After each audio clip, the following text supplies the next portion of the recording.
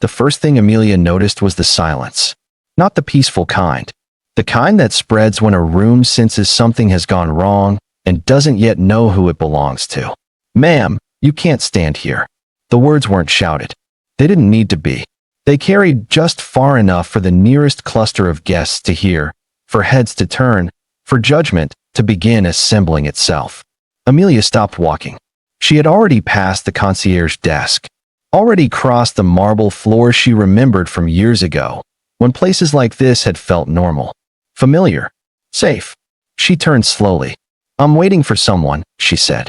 The manager looked at her like he'd already decided the conversation was over. Mid-40s. Tailored suit. Smile practice thin enough to pass for politeness. "This area is reserved for registered guests and private event attendees. I am a guest." He glanced at the tablet in his hand. Too quickly, as if the gesture itself mattered more than what it might reveal. "I don't see your name." Amelia nodded once. She felt the moment crystallize. She knew this moment, had met it in different forms her entire life. It may be under a corporate reservation. The manager finally looked at her properly. Not at her face, at her clothes. Her shoes. The absence of a visible badge, escort, or performance of importance. "If you're meeting someone," he said, "you can wait outside." There it was. Not a rule. A decision. Amelia felt the familiar pull in her chest, the instinct to clarify, to explain herself into legitimacy. The old reflex. The one grief had burned out of her years ago. "I was told to meet him here," she said evenly. "And you will," the manager replied, "once he comes to you." A woman in a sequined dress shifted nearby. Someone coughed. Someone else pretended not to listen. Amelia understood what was being offered. Compliance in exchange for dignity. She thought of the nonprofit director waiting on her decision. The families depend on funding that hadn't yet materialized. The promise she'd made, not to herself, but to others, that she would see this meeting through. Walking away would cost her something real. That mattered. She held the manager's gaze. "I'm not leaving." The manager's smile tightened. "Then I'll have to ask you to step outside." His hand lifted slightly. Not enough to touch her. Enough to imply he could. The silence deepened. From the upper mezzanine, Cole stopped mid-step. He hadn't been paying attention to the lobby. He rarely did. Lobbies were designed to blur. A constant churn of arrivals, departures, money passing briefly through. What caught his attention wasn't the confrontation. It was the woman's stillness. She didn't argue, didn't raise her voice, didn't collapse inward either. She stood as if she were deciding something more important than whether she was welcome. "That's going to get messy," someone beside him muttered. Cole didn't respond.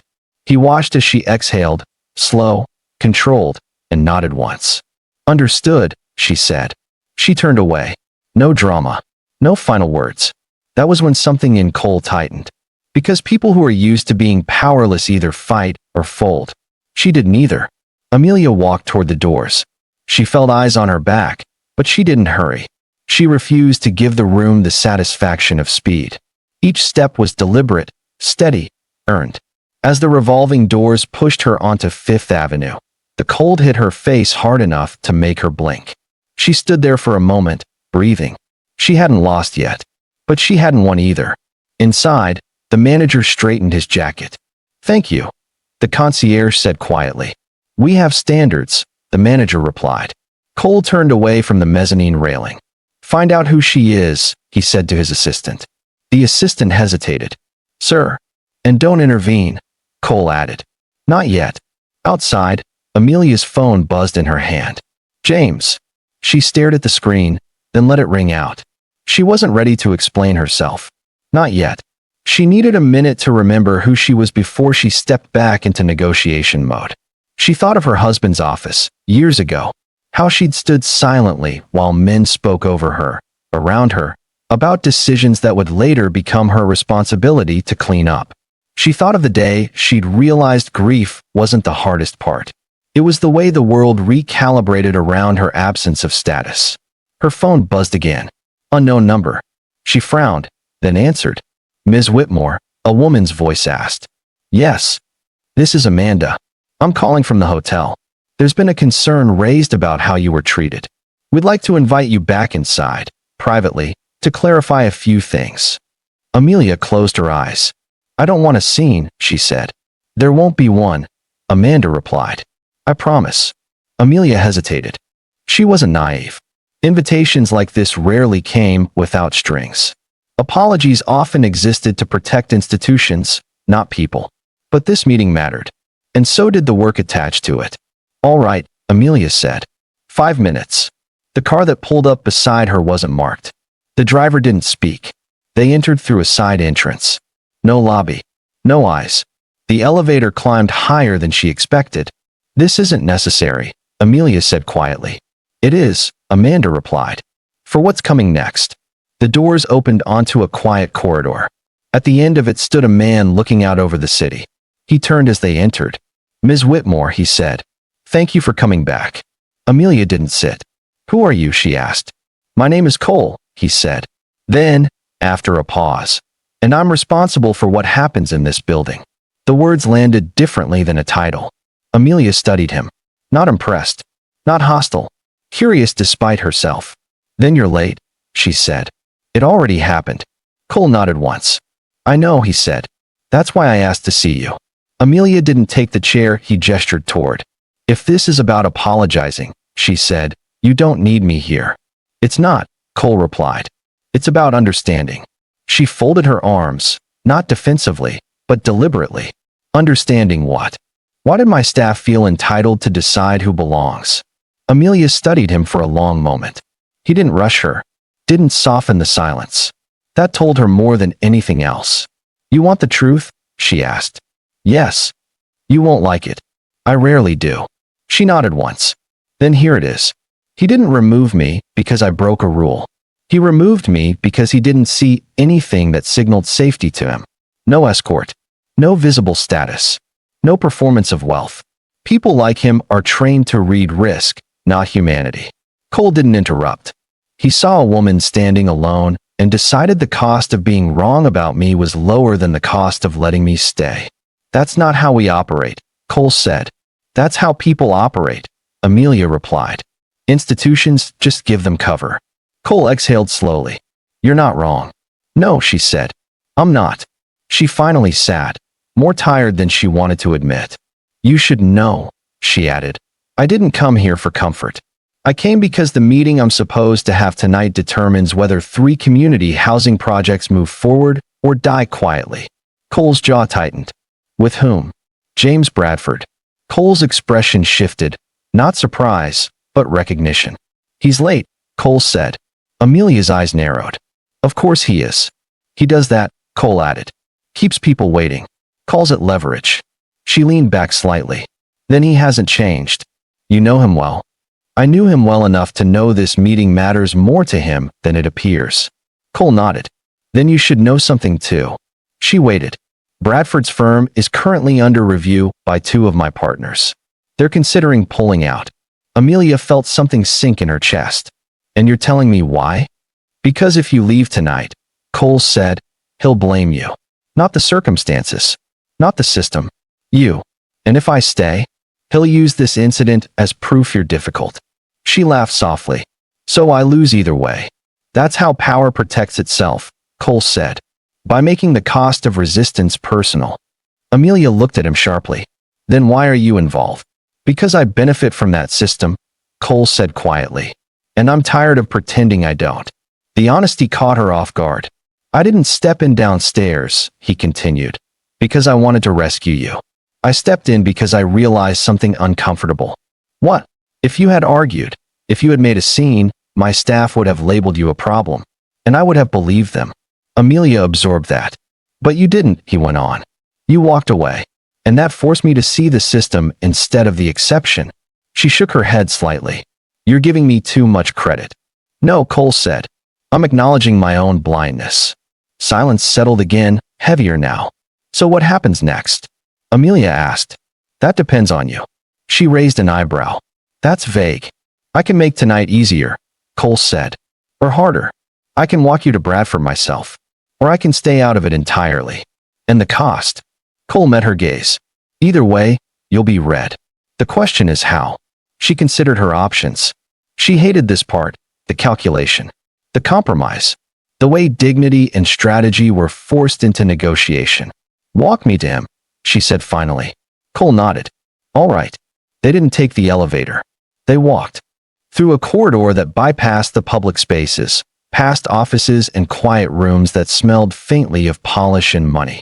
Amelia noticed how differently people reacted to Cole here, how they straightened, stepped aside, lowered their voices. This was his world. The lounge doors opened. James Bradford stood near the bar, phone in hand, irritation etched across his face. "There you are," he said, relief quickly giving way to annoyance. "I've been calling." "James," Amelia said calmly. "This is Cole." Cole extended his hand. "Cole Harrington." James froze for half a second too long. "Harrington," he repeated. "Of course." The handshake was polite, controlled. "I was just explaining to Amelia," Cole said, "that delays happen. But respect shouldn't." James laughed awkwardly. "Well, misunderstandings." "Aren't there misunderstandings?" Cole replied. "They're choices." The words landed. James cleared his throat. "Shall we sit?" The meeting was tense. James pitched. Amelia listened. Cole stayed silent. When it ended, James stood too quickly. "I'll follow up," he said. "Amelia, good to see you." He didn't meet her eyes. When he left, Amelia exhaled. "That could have gone worse," she said. "It will," Cole replied. "Just not tonight." She looked at him. "You didn't fix anything." "No," he said. "I shifted the pressure." She nodded. "That's more honest." They stood there for a moment, neither moving. "I should go," Amelia said. Cole hesitated. "Before you do, dinner." "Not as compensation. Not as an apology. Just a conversation." She studied him. "Why?" she asked. "Because you didn't let me off the hook," he said. "And because I don't meet many people who can sit in the middle of power and not ask for something." She considered that. "I don't date men who can change the outcome of my work," she said. "That's fair. And I don't need to be seen as a lesson. I wouldn't insult you like that." Silence. "All right," she said finally. "One dinner." Cole smiled. Not relieved, not triumphant. Just a present. "One dinner," he agreed. Outside, Amelia stepped back onto Fifth Avenue. This time, she didn't feel smaller. She felt watched, not by the building, not by the system, by someone who knew exactly how fragile power really was. Amelia almost canceled. She stood in her apartment in Bethesda, coat still on, keys in her hand, staring at her reflection in the hallway mirror. She looked like a woman who had rebuilt her life carefully, intentionally. Someone who didn't gamble on things she couldn't control. Dinner with Cole Harrington was a gamble. Not because he was powerful. She'd been around powerful men her entire adult life. It was because he had already seen her at a moment when she had nothing to offer him. No leverage. No performance. No usefulness. That kind of visibility made her uneasy. Her phone buzzed. "Cole, I'm 5 minutes away. If tonight doesn't feel right, say the word." No explanations. She stared at the message longer than necessary. Then she picked up her bag and stepped outside. The restaurant was small, quiet, the kind of place that didn't advertise itself because it didn't need to. No valet, no private room, no staff hovering for approval. Cole stood when she arrived. "You didn't have to come," he said. "I know," she replied. "That's why I did." They ordered quickly, comfortably. No performance. For a while, they spoke about neutral things, traffic, weather, the odd comfort of routine. Amelia noticed how he listened, not waiting for his turn, not steering the conversation. Eventually, he leaned back and said, "You don't trust this." She didn't pretend otherwise. "No." "Because of power?" "Because of patterns." He nodded. "Fair. I spent 23 years married to a man who understood optics better than integrity," she said. Everything looked right, sounded right, and then it collapsed. Quietly, expensively. Cole didn't interrupt. "I promised myself I wouldn't step back into that world unless I could remain myself," she continued. "No shrinking, no smoothing edges." "I wouldn't want you to," he said. "That's easy to say now." "Yes," he agreed. "It is." She studied him. "So why are you really here, Cole?" He exhaled slowly. "Because I realized something the moment you walked away from my lobby," he said. "If you had stayed and argued, I could have fixed it and felt like a good man. Because you left, I had to sit with the fact that my system worked exactly as designed." Amelia absorbed that. I don't want to be a good man, he continued. I want to be honest. That's rarer, she said quietly. I know. They ate. Slowly. The food cooled as the conversation deepened. Do you believe God intervenes? Cole asked suddenly. The question surprised her. Yes, Amelia said. But not the way people want. Explain. I think God is less interested in rescuing us from discomfort and more interested in revealing who we are inside it. Cole nodded. That's inconvenient. She smiled. Faith usually is. He hesitated. I lost mine after my mother died. She didn't respond immediately. She worked for people who never learned her name, he continued. Cleaned their homes. Raised their children. And when she died, they sent flowers. That was it. I'm sorry, Amelia said softly. I decided after that I'd never be powerless, he said. But power has a way of rotting things. Especially your sense of self. She met his eyes. Power reveals. It doesn't corrupt. It just removes the excuses. That landed. After dinner, they walked. Just a few blocks. Enough to stretch the night. Can I ask you something difficult? Cole said. You already have, she replied. When you walked away from the lobby, were you afraid? She considered the question honestly. Yes, she said. Not of them. Of myself. Of how easy it would be to beg. Cole stopped walking. That's the bravest thing you've said all night. She shrugged. Faith isn't about being fearless. It's about deciding who you are when fear shows up. They reached her building. Cole didn't reach for her. Didn't step closer. I don't want to rush this, he said. And I don't want to pretend I'm harmless. I appreciate that, she replied. I don't need harmless. I need honest. He nodded once. I'll call you, he said. Not because I expect anything. Just because I'd like to hear your voice again. She smiled, small but real. All right. Inside, Amelia leaned against her door after he left. Her hands were shaking. Not from attraction. From risk. The next weeks unfolded slowly. Calls. Coffee. Long walks. Conversations that didn't avoid the hard things. They talked about faith again. About how Amelia prayed when she didn't know what else to do. About how Cole struggled with belief because it asked him to relinquish control. One afternoon, Cole showed up unannounced. I made a mistake, he said. That got her attention. My partners are pulling funding from Bradford's firm, he said. I didn't stop it. Amelia's chest tightened. And the housing projects? Delayed. Possibly canceled. She looked at him steadily. You said you wanted to be honest. I am, he replied. And this is where it costs me. Why didn't you intervene? Because intervening would prove exactly what you're afraid of, he said. That I can change your world with a phone call. Silence stretched. That doesn't make it better, Amelia said. I know. Then why tell me? Because if this continues, Cole said, you need to know what you're stepping into. Amelia stood. She walked to the window. She looked out at the street. She prayed silently. Not for clarity. For courage. When she turned back, her expression was resolved. I won't ask you to fix this, she said. And I won't stay silent about it either. Cole nodded. That's fair. If this works, she continued, it works because we choose it. Not because you protected me from consequences. I can live with that, he said. Good, she replied. Because I can't live with anything less. That night, Amelia wrote in her journal. Not about Cole. About herself. About the woman she had become, and the one she refused to betray again. The nonprofit lost the funding. Not all at once. Not dramatically. Just a series of emails that grew more careful, more apologetic, until the meaning became unavoidable. Delays. Reconsiderations. Strategic realignment. Amelia read the final message at her kitchen table, hands wrapped around a mug of tea that had long since gone cold. She didn't cry. She had learned, over years of disappointment, that grief didn't always arrive loudly.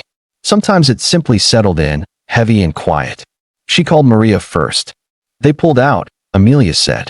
Maria sighed on the other end of the line. Of course they did. We'll find another way. You always do, Maria replied. But it's all right to be angry first. Amelia smiled faintly. I am. Just not surprised. She didn't call Cole right away.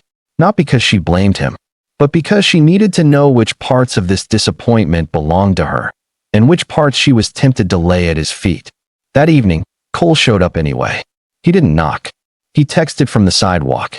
I'm here, if you want to talk. She stared at the message for a long moment, then typed back. Come up. He stood awkwardly in her small living room, hands in his pockets, taking in the space. The bookshelves, the framed photos, the quiet evidence of a life built deliberately. I heard, he said. Yes, she replied. I'm sorry. I know. Silence stretched between them. I didn't step in, Cole said. I could have. Amelia met his gaze. And if you had, I would have lost something else. That doesn't make this easier. No, she agreed. But it makes it honest. He nodded slowly. I've been asked to explain myself, he said. By my partners. By the board. And what did you say? That I won't invest in systems that punish dignity. She studied him. That's not a popular stance. No, he admitted. It isn't. Does it cost you? Yes. That mattered. She walked to the window, then back again. I won't pretend this didn't hurt, she said. But I won't ask you to undo it either. Cole's voice was quiet. Then what do you want? She thought about that. I want to keep doing the work, she said. Even if it takes longer. Even if it looks smaller. I can support that, Cole said carefully. Not with influence. With resources. Transparently. Amelia raised an eyebrow. You're learning. I'm trying. She nodded once. Then stay. Not as a command. As an invitation. They didn't touch that night. They talked instead. About failure. About compromise. About the temptation to confuse faith with passivity. I don't believe God rewards suffering, Amelia said. I believe he walks with us through it. Cole absorbed that. That's different from what I was taught. Most things worth keeping are. Weeks passed. The work continued, slower, leaner, but still moving forward. Smaller donors stepped in. Churches offered space. Volunteers filled gaps that money couldn't. Amelia worked harder than she had in years. Cole showed up, not with solutions, but with presence. Carrying boxes. Listening. Learning names. He didn't try to be impressive. That was new. One afternoon, as they sat on the steps of a community center watching children run across cracked pavement, Cole spoke. I've been thinking about the hotel, he said. Amelia glanced at him. That place again? I realized something uncomfortable, he continued. The manager wasn't an anomaly. He was a product. Of what? Of a system I designed to value smoothness over substance. She nodded. Comfort over conscience. Yes. What are you going to do about it? He hesitated. I don't know yet. That's honest, she said. But honesty is only the beginning. Cole looked out at the street. I want you to help me redesign it, he said. Amelia turned fully toward him. I won't be your moral cover. I know, he replied. That's why I'm asking. She considered the weight of it. Then I'll say yes, she said slowly. But on my terms. I wouldn't expect anything else. Months later, Amelia stood in the lobby of the plaza again. This time, she wasn't alone. She wasn't escorted either. She walked in as herself. The space looked the same. Marble floors, chandeliers, quiet luxury. But something felt different. Not softer. More aware. Cole stood beside her, not ahead of her. They weren't announced. They didn't need to be. As they crossed the lobby, a young staff member hesitated, then approached Amelia. Ms. Whitmore, she said. I just wanted to say, thank you. For the training. For the changes. Amelia smiled. You're welcome. The girl nodded, eyes bright, then hurried away. Cole watched her go. This is slower than firing people, he said. Yes, Amelia replied. But it lasts longer. They stepped outside into the evening air. Do you ever regret walking away that first night? Cole asked. Amelia thought about it. No, she said. Because walking away taught me who I was without permission. And walking back in, that taught me who I was with it. He smiled. They didn't hold hands. They didn't need to.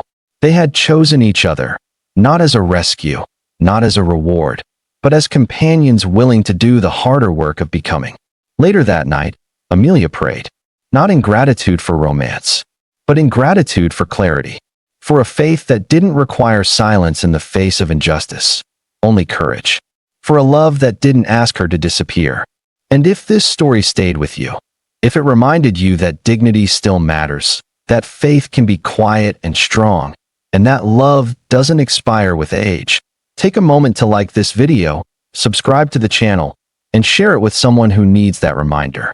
Leave a comment and tell us what part of Amelia and Cole's journey resonated with you most. Because sometimes the most powerful thing a person can do. Walk away with grace, then walk back in with truth. Have you ever had to walk away to remember who you were?